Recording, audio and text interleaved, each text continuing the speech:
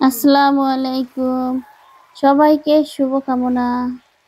আশা করি সবাই ভালো আছেন।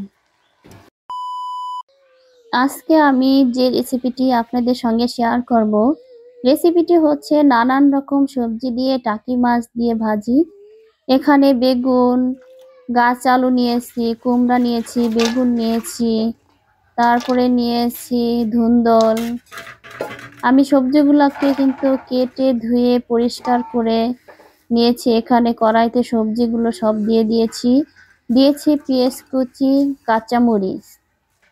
এখন দিব আমি হলুদ, তারপরে দিব পরিমাণ মতো লবণ, দিয়ে কিন্তু হাতের সঙ্গে একটু চটকিয়ে পেঁয়াজটাকে, এরপরে দিব পরিমাণ মতো তেল।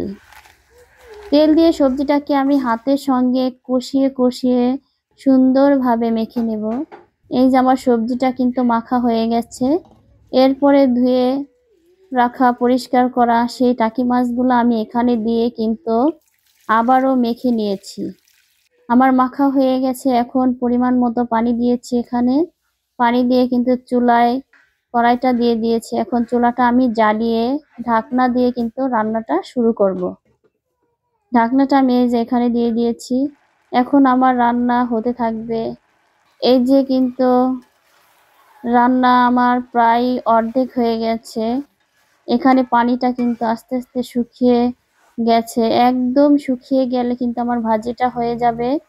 আর আমি যে পুঁইশাকের পাতাগুলা রেখেছিলাম, এটা হচ্ছে আমাদের জাংলার পুঁইশাকের পাতা, খুবই টাটকা ছিল।